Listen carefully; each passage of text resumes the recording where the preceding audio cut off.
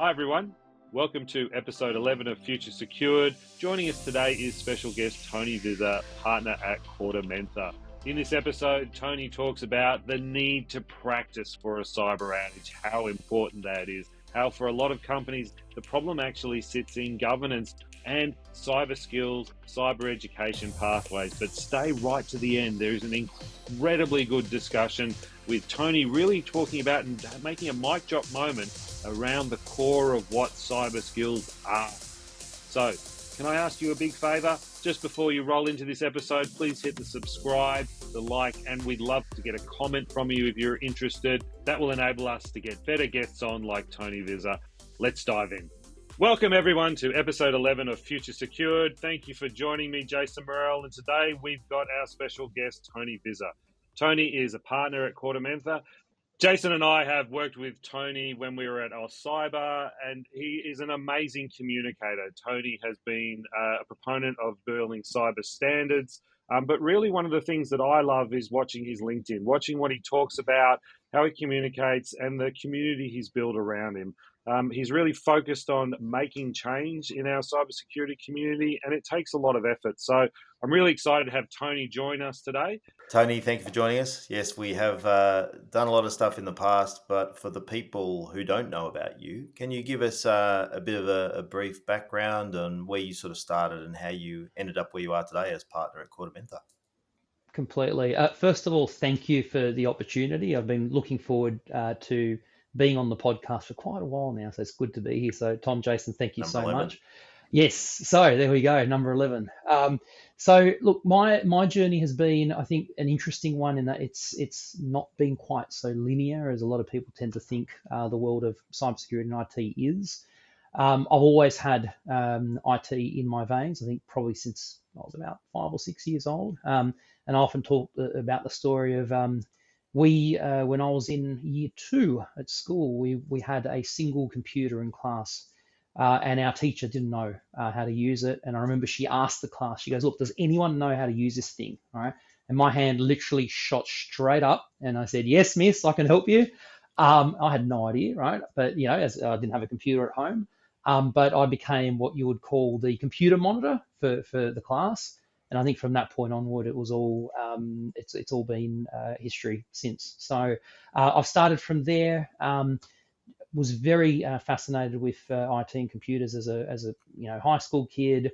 I actually, funnily enough, wanted to do a business degree. So even though I was fascinated with IT and computers, computer science was actually my second choice in terms of degree, but always with the intent of working in the IT world in business, right? So I did my computer science degree and happened to graduate in about 2001, 2002 from memory. And for those who are old enough to remember, that just happened to be a really horrible time in the IT world where basically there was nothing going on because of the dot-com bubble that had well and truly burst. And through that, ended up working in retail. At one point, I owned my own cafe and restaurant for 8 years. That's another story. I'll talk about another day. But worked in effectively within the channel, the distribution channel with a distributor, with vendors, and ultimately with a reseller. That reseller was a company called Sententia. It was a business that was quite mature in terms of what was offering the market. I decided that it would be really good for us to focus in cybersecurity in that space. I built up a really nice practice there. Got the attention of my previous employer, who was at ISC2, who are the professional body for cybersecurity globally. And I worked with them as a director of advocacy for Asia Pacific for 4 years. And then through that, I realized, and a great organization, really enjoyed working with them, but there was a lot of travel involved. I've got young kids, and I thought, you know what, something a little bit more closer to home where I can use a lot of my knowledge, skills, and abilities that I've gained over the years to affect change might be really good. And that's when I joined KordaMentha a couple of years ago. And also, you do want to cover the legal part as well, because that's another string you've added to the bow. Yeah, something like that. So I'm almost finished with a law degree. So I've been doing a JD for 7 years. I hopefully will finish by the end of this year. So yes, this was not grey 7 years ago. That's all I'm going to say. No, but that's an interesting background because that was similar, wasn't it, Tom, to Nigel, sort of in a way of almost coming out of sort of vendor or vendor land, sort of in a way, to sort of cross over into it. Because as we all know, everyone that started that far back, there was no real cybersecurity industry back at the time. So most of us have graduated into it from different angles or different ways. But it's a very very well rounded background. So I'll let Tommy fire away for a question, or else you won't get a word in edgeways. What I'd love to know, Tony, is something that has always piqued my curiosity. What does a partner at KordaMentha do, and kind of what has been your journey in that organisation? Yeah, so good question. So KordaMentha has historically been an organisation that's been involved in restructuring and liquidation. So if you think of a lot of corporate turnarounds and restructuring, and where you've got companies that end up in a bit of grief, KordaMentha has typically been involved in trying to work through that from a commercial perspective. What has happened over the years, and KordaMentha has turned 21 now, has been that as part of that process, there's typically a forensic piece around trying to find where money has gone effectively. That over many years has morphed from forensic accounting into digital forensics. And then, of course, when you've got digital forensics and you've got fraud, and more we see cyber being part of that, there's also that piece around trying to prevent that from happening. So typically the companies we might be assisting with in terms of legal matters will assist from a responsive side. And then they'll ask and turn around and say, well, look, can you help us prevent this from ever happening again? And that's where my team and I will come in and assist. So my journey at KordaMentha, I was recently promoted to partner. I look after the cyber advisory practice, and that's a team that goes out trying to work with organisations to help them understand some of those risks and what they can do around putting in place some protections around that. We do a lot of work in the advisory side. We do a lot of virtual CISO type work. And more we're doing work in the expert evidence space. So we get asked by law firms to assist in cases where there might be a client or a regulator who's needing to pursue something in terms of cybersecurity. So that's where we do a fair bit of work these days. And anecdotally, do you find that when companies today are kind of in a position where they need, they're basically being restructured and stuff like that, that it is really uncovering some strong cybersecurity problems within their systems?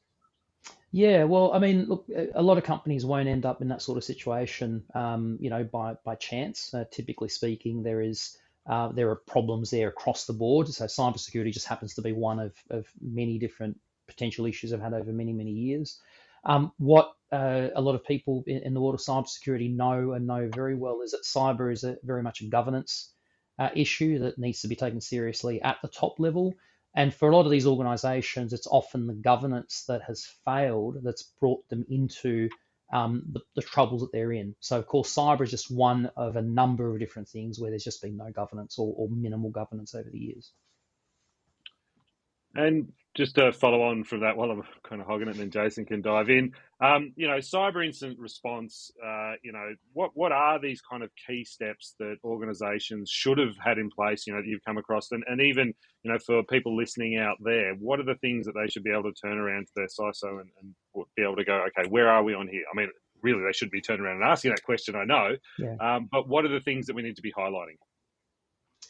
So look, the biggest challenge, I think, and this continues to this day, is that there are still organizations out there that think that it's not going to happen to us. Like, why would someone want to hack us? We're just a whatever it is, right?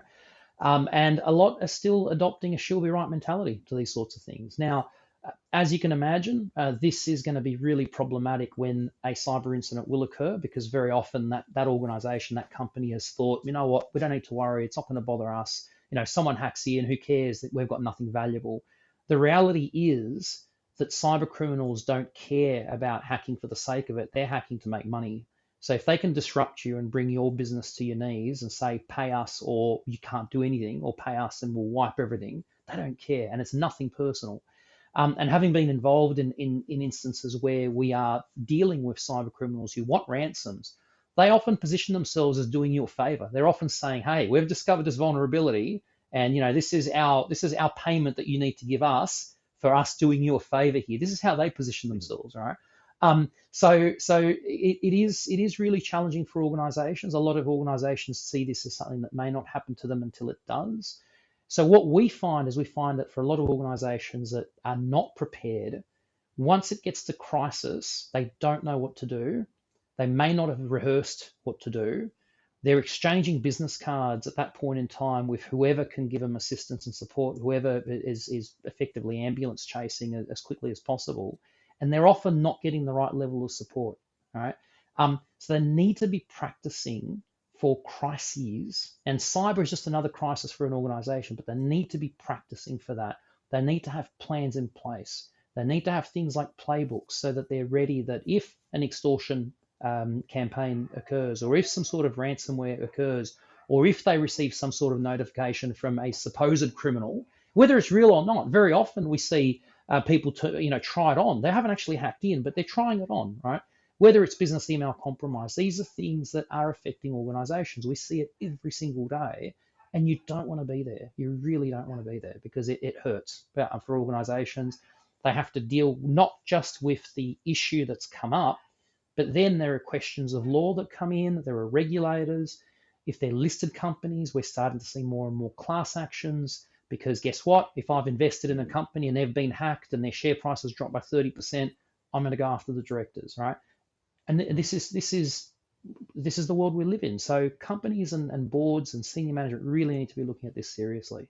How do we do the practice of these exercises? That's the key thing. How do we get that part done, right? And how do we do it? Because we practice fire drills at work and people practice all sorts of things, but cybersecurity seems to be left behind. How are you sort of handling that and working with clients, and what are your best tips on how best to sort of practice that? Yeah, look, it's a real challenge, Jason, because a lot of organizations, like I said a bit earlier, they still think it's not going to happen to them. The other challenge that you've got is that this is very much a wicked, we've described it in the past as being a wicked problem because we are trying to protect against something that is really difficult to protect against. There are so many different moving parts at play here, right? And of course, you might have the best people, you might have the best technology, you might have the best processes. All you need to have is a bad day where something is forgotten about, or someone's made a mistake, and all of a sudden you've got some really difficult problems to have to deal with as an organization. Now, to the point that I made earlier and that we were talking about in terms of response, the analogy I often use when I'm talking with boards is I say, look, if I make breakfast in the morning and I put a bit of toast in my toaster and I leave it in there too long, right? If I leave it and I don't have any process in place to deal with that, it's very soon going to envelop my house and my whole house will burn down. But if I can sense that there's a piece of toast that's burning and I can go and press the button and shove it into the sink and pour water over it so it doesn't start a fire, right? That is incident response. So there are ways to deal with cyber incidents, but you need to be ready and you need to know how to do it, right? We've seen incidents play out over the last couple of years, and we've all seen that all play out in the media, and different organizations handle it differently. But it's really important that organizations think what they're communicating, how they're communicating it to their clients, to their employees. What are they saying about this incident? How are they demonstrating themselves in the market? How are they handling it internally? How are they handling it with their third parties? Because we often see, particularly in some of the work that we do, that if you have an incident, the incident may not be with you, it may be with your third party that's been affected, right? And I recall a matter a number of years ago before I was at KordaMentha, where a supplier of the company I was working with got breached, and we were using that product. And to get an answer out of that supplier who had put out a press release saying, we've been hacked, we're concerned about our customers, we've got issues, took 4 days, right? And we didn't know at that point whether our own information was being hacked or not. So it is a very, very difficult problem to deal with for organizations. We completely acknowledge that. But that's why you do need people who know what they're doing to help you and create a pathway forward, explain it to you in really simple language. Because it's actually not a difficult problem to solve, in the sense that if you accept that at some point in time you may have something occur, all right, but you've got steps in place to protect against that and to mitigate as best as you can, right? Then we know at some point you're going to have issues here, right? But you need to have plans for that. You absolutely need to have plans for that, and they need to be tested.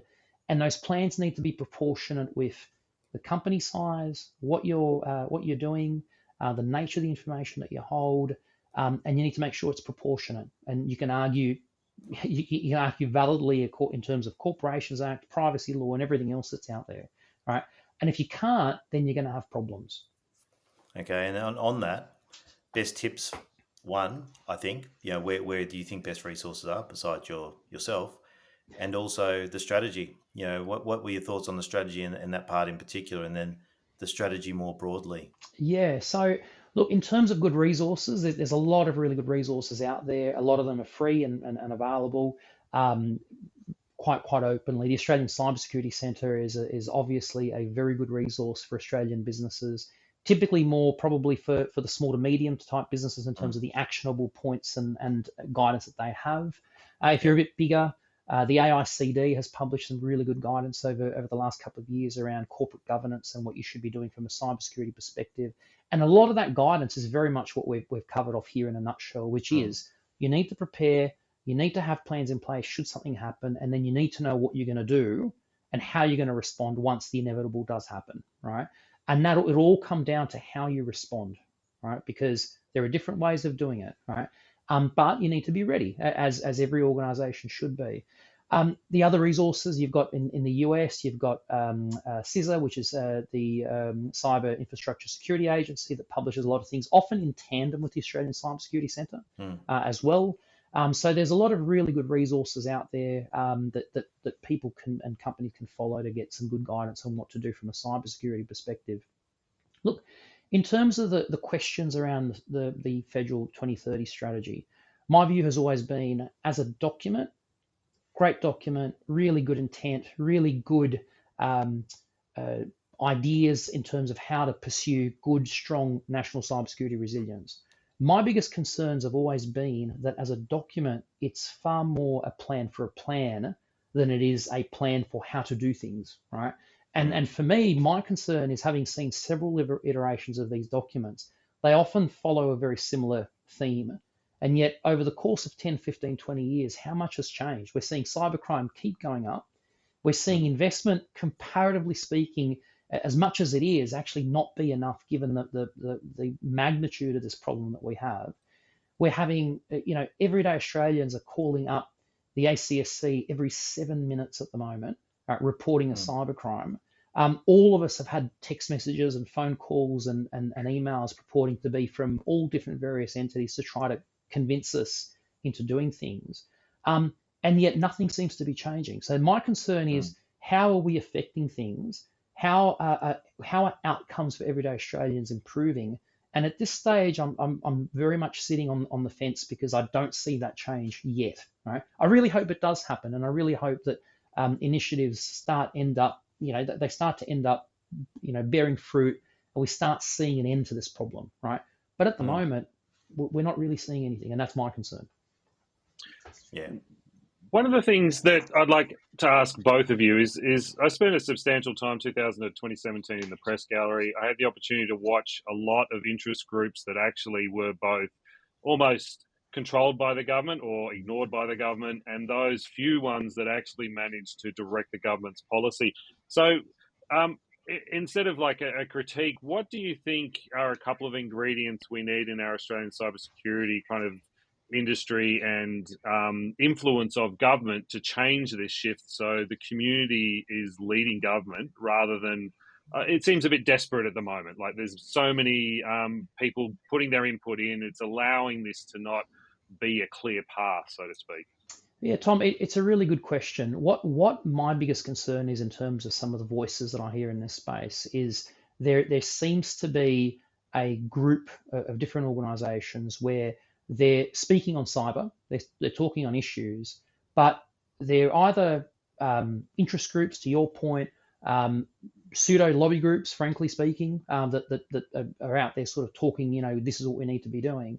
But the voice of the professionals, the voice of the people who've actually been doing this, seems to be far more muted. Maybe because as an industry, we often tend to be almost governed by a bit of an imposter syndrome, where, we're not good enough, we can't comment, what do we know, right? When the reality is, these are the people who've been working in this space for 15, 20, 30 years that actually know what's going on. So often they're a bit afraid to put their hand up and speak out, right? And in the absence of that, what you end up having is you have whoever's the loudest voice in the room is the one that ends up getting heard.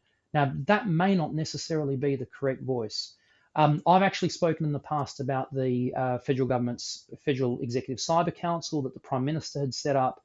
And my concern in looking at the makeup of that group is that I see a lot of large organizations there with very particular interests that want to drive those interests at a national level. I see very sort of defined interest groups that are in there, but I see very few professionals who work in this space day in and day out who are actually guiding government on these are the things that you need to be doing. And I've called that out before, and I've made representations to the group to say, you know what, we need more people who do this day in and day out to actually contribute and lend a hand to this, right?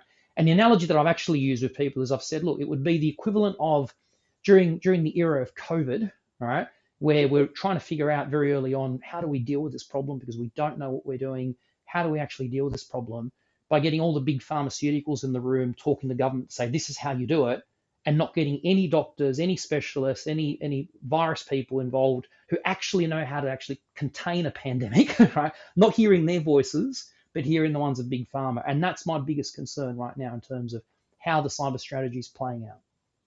Yeah, there is that. That's exactly right. And Tony and I completely align on this. Is that's exactly it, right? It's the people with commercial interests are looking after their interest rather than the interest of the people we're trying to protect. And it is hard for the government to define or discern what that is because it is a fairly new industry. It's not like you mentioned the pharmaceutical industry, but they've got a pharmaceutical guild or they've got pharmaceutical professionals or they've got a doctors group, and cybersecurity is still in its very infancy. It was Malcolm Turnbull back in 2017 that basically set up the sort of Cyber or the Growth Centre network, and that's where the focus sort of started at that point, and that's where we started to become more of an industry. But even in that time and during that time, it became very separated with interest groups and people trying to look after what their interests are. And to fix anything like this, it needs to be, who are we trying to protect here? Right, it's the end user, and what's the best way to do that? And also, we keep trying to reinvent the wheel. There's already solutions out there doing things that the government keeps going to market, saying, "Here's another $8 million, $9 million, $23.4 million to try and fix something." That if we just said, "Let's collaborate as a group and do a Team Australia approach and get the A team, the best of the best, together in a room to solve it," we will solve it much more quickly with learnt experience than we will with going, "Okay, let's just start again right from this point in 2024." And start trying to rebuild something that's already out in the market. 100%. And that, Jason, what you've just described, particularly in the area of professionalisation, where there is a lot of ambiguity and there's a lot of very interesting claims that are often made by people, particularly the ones who are against the idea of professionalisation, right, is a really good topic, because there are international standards, there are ISO standards that dictate how you can accredit individuals based on knowledge, skills, experience, and adherence to a code of ethics, and that the fact that they need to continually invest and maintain that level of accreditation, right? I worked for a body that did this. There are other bodies that do this as well, right? That exists. That is recognized internationally. In the US, you need to have, to work in the public sector in the US government, one of a number of defined accreditations that fall under that international standard. You must have one, otherwise you can't get a job in cybersecurity, right? In the UK, you've now got an accreditation scheme that is underpinned by this international standard, right? We're seeing more and more of this work internationally. And here in Australia, we're still trying to figure out how we should do this. Should we set up another certification altogether? How should we do this? It exists. It's there. And you know as well as I do, we worked really hard in your time at AusCyber in terms of saying to government, hey, let's not reinvent the wheel. Here is a scheme that works. And in fact, I wrote a white paper with Professor Jill Slay from UniSA around how government can take this and make it happen. It's really simple to operationalize it.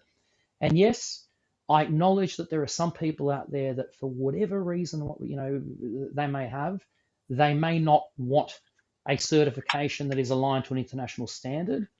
The white paper also covers how those individuals can seek accreditation. And I just wanted to make the last point around accreditation versus licensing. This is not a license scheme. We have never, ever advocated for nor want a licensing scheme that says you must have this or you can't work in cybersecurity. But we do want a scheme in place where Australian organisations and Australian governments can turn around and acknowledge that if someone holds this recognised accreditation, then they should be trusted and are trustworthy to work in this space. And it's a marker of competency. It's a marker that they have knowledge, skills, and experience. You and I, Jason, particularly will know there are a lot of people that have come into this space. They see big dollars after anything that says the word cyber on it. And there's a lot of people that really do not know what they're doing, who are in it to get money out of it. Now, I accept that. Do that. Absolutely, that's fine. But you need to go through the steps to understand what this is all about. Otherwise, you can put an organization in big trouble, right? Yeah, if you don't know what you're doing. We saw several years ago when one of the previous governments had brought in the pink bats scheme. The idea behind pink bats was, you know what? We're going to find a way to actually meet our international obligations around reducing our carbon emissions. So let's keep our houses insulated. Let's set up a scheme where, guess what? We'll fund for people to go out there and do pink bats and protect and insulate their homes so that, you know, from an energy perspective, they're much more energy efficient. What did we see? We saw a whole bunch of operators coming in that had never been into a roof cavity in their lives, go in, put pink bats, and in the process, we tragically saw people lose their lives because guess what? There's a lot of electricity cables in roof cavities, right? And people who didn't know what they were doing got electrocuted, right? Because they saw the opportunity. It's the same thing in this space. It's the same thing that I'm really concerned about seeing in the AI space, and I know we'll talk about that at some point in time, right? But people will see these opportunities and will run for it, but they don't realize that you need to have some level of expertise. And you need to go through the process of learning these things, whether it's a university degree, whether it's a course, whether it's a combination of those, whether it's a certification. There is something that you need to go through. You don't become a doctor at a hospital, you know, by picking up a medical book and going, oh, look, I can become a doctor. There is more to that, right? And that's what we're talking about when it comes to professionalization. We need to ensure that people who work in the space know what they need to do and know that there's a pathway that they can follow, that if they do, they can call themselves a professional. That's it. And it's that pathway all the way from schools, right? So, you know, that when you sit down with your year 10 person to say, what's my career going to look like? They're not just talking about being a doctor, a lawyer, accountant, etc., teacher, whatever the case is. You have okay, in year 11 and 12, you should be studying these subjects to get into the defined university course or whatever the course is to then become a professional, and making it more like we do with the apprenticeships in carpentry, in plumbing, in electrical, that they'll be on the tools as well as in the classroom. The problem at the moment is they're in the classroom for 3 or 4 years, they come out, they've got no real world experience, you know. So there's a lot of things that need to change. And that'll make it a lot easier from a hiring point of view and from all sorts of things. So having a clearly defined avatar of what someone looks like in a cyber realm, whether that be in a GRC format or whatever the case may be, they want to be, you know, in a red team or anything they want to do, they'll actually have a clear pathway of how they actually get there and what it means once you're there and where your career goes from there. You know, when you're in there, what else do I need to study? What do I need to keep up to date with? You know, it's going to be clear, and that's something that's just not there at the moment. So yeah, completely, Jason. And you know, you look at the medical, and I like to use a medical profession as a really good example, because whether you are a family doctor, whether you are a neurosurgeon, whether you operate the X-ray machines and the ultrasound machines, right? You will need to do the fundamentals of things such as anatomy. You need to know where the head is and where the heart is and where all the lungs are and everything else. You need to do that. Doesn't matter what you do, right? Now, you can specialize, absolutely, and there are further studies to do that. But the underpinnings of medicine is the same, irrespective of what role you do within that field, right? It's exactly the same with cybersecurity. And a lot of people will, you know, are often kind of taken back when I talk about this to say, whether you're a penetration tester or a GRC person or a security architect or a network administrator, there are fundamentals that apply to every single one of those roles. And as a person who calls themselves a cybersecurity professional, irrespective of what job you do in that realm, you need to have that basic understanding of what it entails and what it does. And then if you want to become a specialist in one way or another, or if you want to become a CISO, great. you go off and do the additional training and accreditation and courses and maybe masters, whatever it is, right? But it's not all, there's a fundamental understanding that all these roles have a fundamental foundation that's the same across all of them, right? And then you go off and do what you need to go and do. And that has not been created well in the past. That definition of what that looks like as a foundational piece has not been done. There is work that's occurred in that, but because it is a new area and a new industry, it is a little bit more confusing than, say, we look at doctors and lawyers and even electricians and those sorts of jobs. It's much more defined there. But there are pieces of work out there that have defined that can be used. And again, to your point earlier, we just need to go off and use it rather than try to recreate it from scratch again. I think one of the things to your medical kind of analogy there is what I've been missing and what I haven't seen, and Jason and I have talked about this, is, for example, when the Australian Medical Association is either disappointed with the lack of action of the government or thinks they're taking the wrong direction, they will take out a full-page letter. They will add several hundred peak doctors, to your point again, not lobbyists, to that letter and carry that voice and help kind of push that. And I think that those are the examples that we need to follow. We don't need to reinvent the wheel, but I think it does need, again, from my political experience, it needs that motivation to government for them to shine the torch on it to complete the good work. So you need that kind of focus and attention from them, and you've got to lead that, which is a real challenge. Absolutely. And look, there are bodies in the world of cybersecurity and IT that are there. I don't know whether they don't realize that that's part and parcel of their remit. And guess what? If you hold yourself out as the peak body for IT or cybersecurity in this country, that is your job to go off and do that, right? I think that's the first thing. The second thing is that, of course, a lot of these organizations or associations, they're not-for-profits. They may not have the same level of maturity in terms of funding, in terms of how they operate things, or they might not be able to do that. But then thirdly, you've also got a really interesting mix of people in a lot of these associations where, you've got people who believe, this is a bad thing, we can't do this, who might be quite new, people who may not want things done because it's completely against their interests, i.e. professionalization may not be in the interest of people who have never been and done a course in cybersecurity, and it'll completely cause issues for them, for example, right? But it's the job of those associations to define that and say, hey, if you want to be a professional, these are the things that you need to be doing. So my view, very, very firmly and steadfastly, Jason, and you know this particularly well, is that it's the job of those associations to fly the flag of, this is why it's in our interest and the interest of everyday Australians that people understand what this is about, conform to a basic set of requirements, right? And then do the right thing. And if you deal with someone who's not doing the right thing, they can be reported back to us and we can investigate and deal with that, right? So I think there's a lot of work.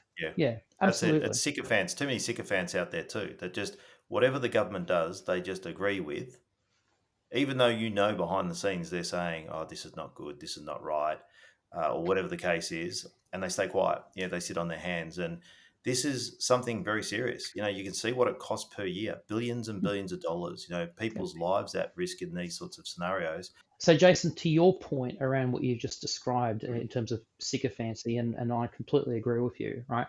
My biggest observation and concern in terms of what I've seen professionally when I'm dealing with clients particularly, is that there is no shortage of tools out there and no shortage of organizations trying to sell another piece of equipment to solve yet another problem. And it's like whack-a-mole. We just keep adding more and more bits of equipment.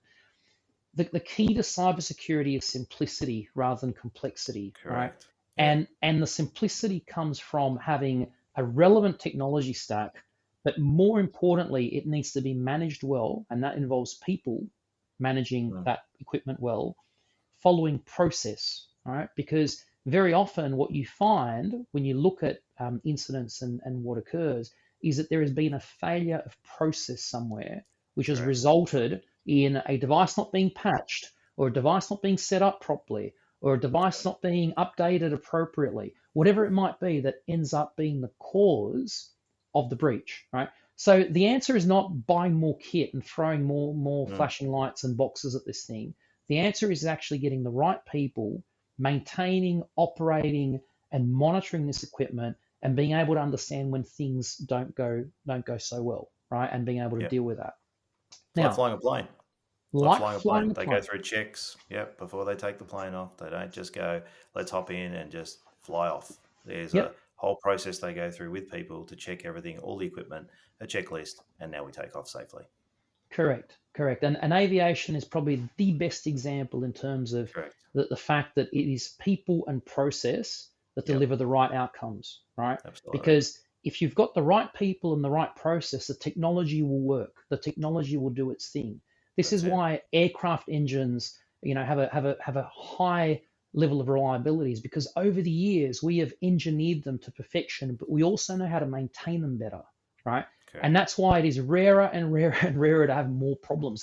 And you would have seen with regards to some of the cases that have occurred recently around Boeing, where a lot of the investigations have actually come in not because the technology is wrong, right, but because the people and processes have failed that have Yep. resulted in the technology failing, right? Yet, to your point around sycophancy earlier, it's more often than not the solutions providers that are out there saying to government, no, you need to buy more solutions, you need to buy more solutions. And I argue Yep. that that is not the right approach. And if government's only hearing those voices, then what are Yep. they going to say out to market? I want to just shift now into the world of AI because I'm conscious of time. So we've spoken a lot about, what the threat actors are doing with AI, what cybersecurity companies are doing with AI. I've seen you talking publicly about the job space, which I think is something we haven't touched on in cybersecurity yet, and something that is really interesting. And it's kind of like this thread we've been touching on, sycophancy and other things, that there seems to be an impression out there or a nice story people want to tell.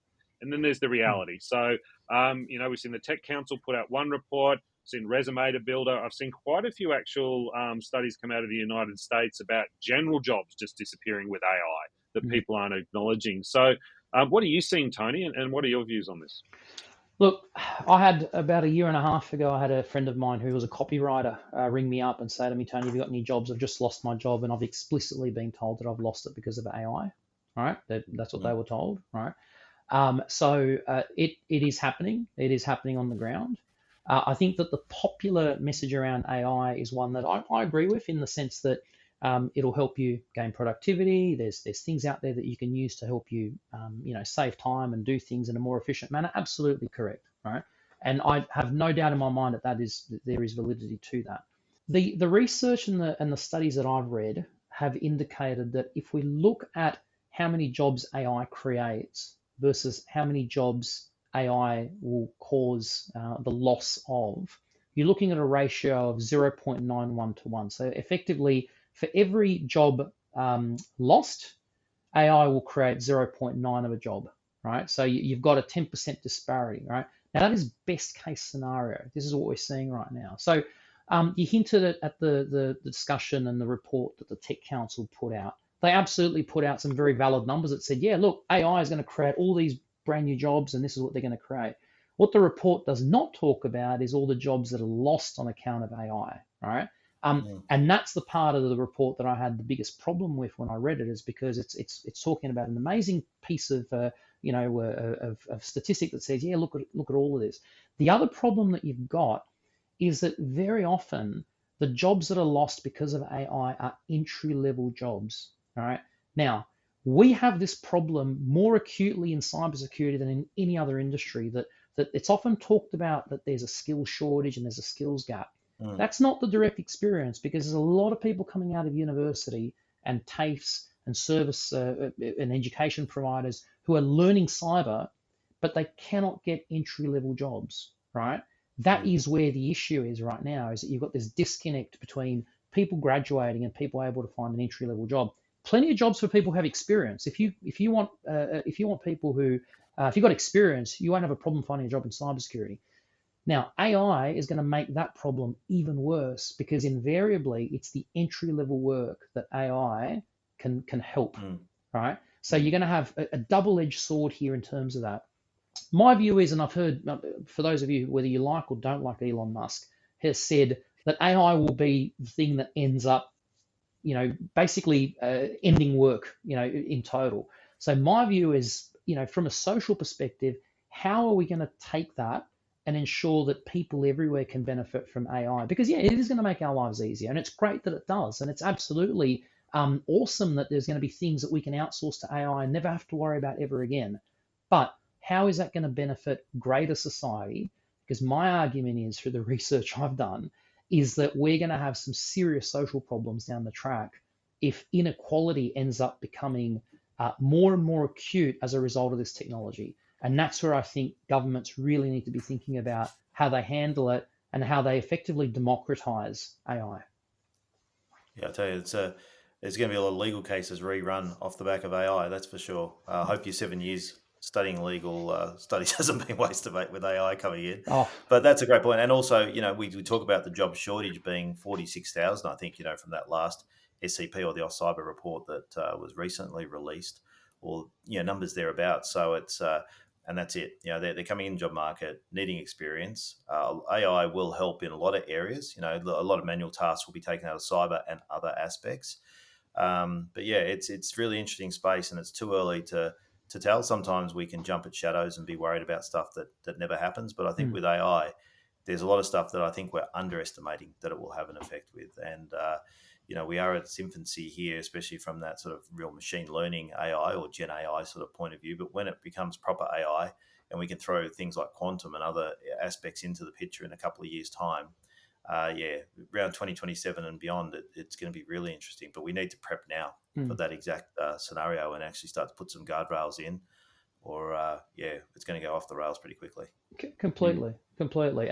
And look, there's a lot of sort of doom and gloom scenarios around AI from it's going to kill us all, that sort. I don't buy into any of that nonsense, right? That my view is dead by then. Yeah, I'm actually not worried about that. My worry not my is problem.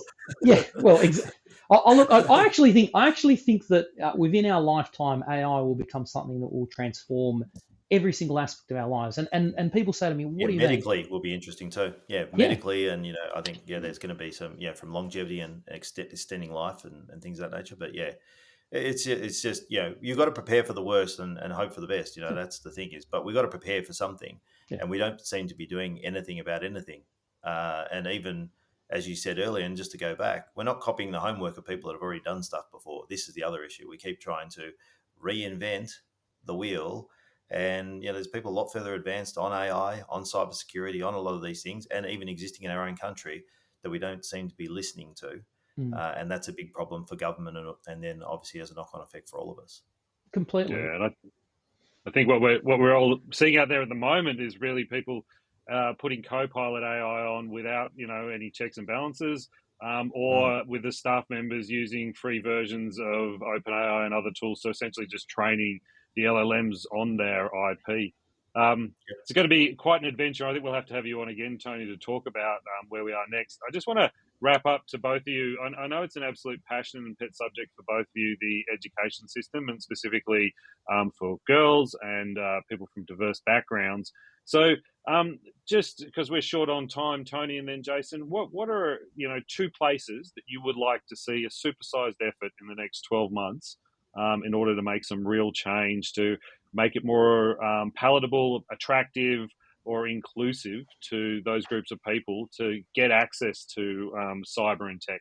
I think that the biggest area for change, and this is one that requires an immediate but will only see the results long term, is in teaching primary school kids about the career opportunities that come with cybersecurity, but changing the narrative, right? Because I think the biggest challenge that we have right now is that people see cyber and it's scary, and people don't want to be involved in that, especially when you're young kids. They don't want scary stuff. And I remember years ago doing a presentation where I used very deliberately the traditional hoodie and the hacker in the hoodie, picture. That'll be your new book. That'll be hoodie and the hacker, right?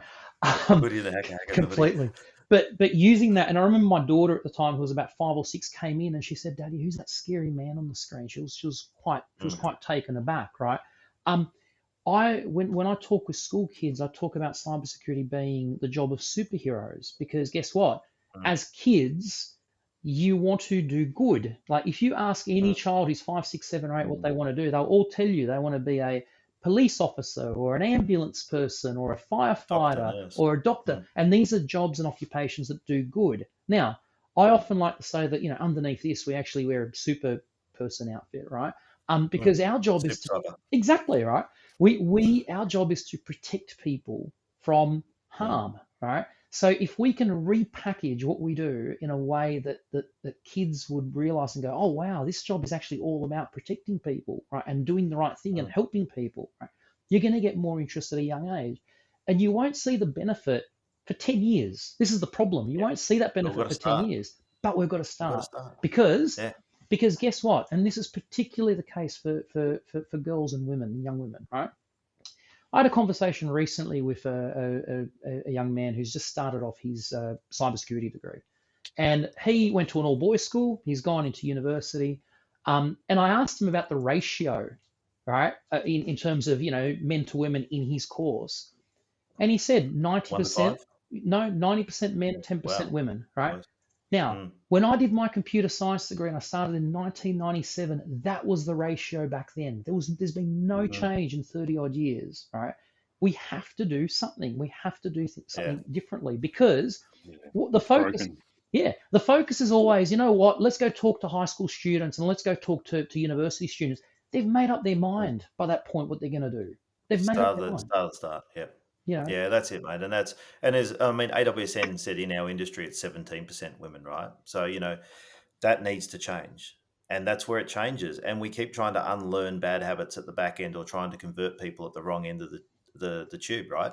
It's that feeder, exactly that at the start. And that's, I've been banging on about it for ages, and Tom knows I'll keep saying it, we teach them how to brush their teeth, wear a seatbelt when you get in the car. Cybersecurity's got to be there. They're getting on devices early enough before they even get to primary school. They need to know the basics and exactly change that narrative, right? And it's got to be, this is just like when you're in a car, you want to be safe. We've got seatbelts, airbags, lots of stuff. Same thing online. They're giving kids devices to play with without any security controls at that point. And you got to make it an attractive proposition. And all the women we know and that we work with excel, but it's not made easy for them. They're coming from a long way back and having to fight their way through a very... Yeah, and that's it. We've got to go back because people keep going, oh, well, it's not going to change or it hasn't changed. It's because the parents don't know, the teachers don't know, no one that's teaching these kids know. And so it's the kids teaching the parents at the moment, and we need to just turn that around. So next generation teachers will be better. But we've got to go back to the start. And, that's where Hackers Jack and some of these programs are really good, and getting into schools and teaching good behaviours. But that career pathway does have to start early. I mean, we talked about year 10 before. They should be deciding there that I've got computer skills and I want to help people. And I want to actually do cybersecurity. But it's just got to be approachable. It's too scary. Analogies have got to be better. What are stories and analogies behind superheroes and behind all that sort of stuff of protecting people and stopping those big bad people with hoodies, like from getting in to people's computers. Yeah, it's got to change, and that's where it's changing. Great point, Jason. And you know what we see? We see, those. I've seen my sons have had them. The big buses that drive around every school. They spend a week there. They teach them about health. They teach them about drugs and alcohol. They teach them about cleaning their teeth, as you said. Can't Sexual be that hard health. to spin up one about cybersecurity, considering the amount of impact that digital literacy has on your life and mental health as you grow up too. Because if you don't have that ability and awareness to kind of block people, to control your environment, what they share on social media, your life is being shaped for you. Yeah, completely. And there's a couple of points that I sort of wanted to dwell on that. The first of all is that yes, it's actually all about digital literacy, of which cybersecurity is a part of, right? And in talking about digital literacy, you're talking about a totally different area of potential career opportunities, right? And you're talking about legal, you're talking about business and management and operations, leadership, right? Yes, you're talking about technical. This is one of the things that, from a digital perspective, privacy is another area. From a digital perspective, if we had those sorts of campaigns where we go into schools and we are teaching kids about digital literacy that includes all these different factors, right? All of a sudden it starts to open up in their mind ideas around, that sounds really interesting. I might try that one day, right? I might do that one day. Because it may not be cybersecurity, but it might be something else that's digital, that's related, right? That is directly involved to that. And we don't do that. And Tom, to your point, particularly, this is impacting kids now. They've all got phones. They've all got access to this stuff. They're all seeing this play out. the comment, Jason, that you made around women in the world of cybersecurity, where they've had to fight through the number of stories that I've heard, from prominent women in cybersecurity who have far more experience and credibility than I've got and will ever have in terms of what they've done in their lives, right? It's incredibly crazy. And this is where I often say that having a professionalization scheme where, guess what, if you tick the boxes, you are defined as a professional, frankly, will stick it to anyone who gives these women like the time that they get around, and they've heard some of the most horrible things that have been described to me, and I hear them, and I'm like, this is I'm sorry, this is nuts. Like, why are people even talking like this? So you stamp it out, because guess what?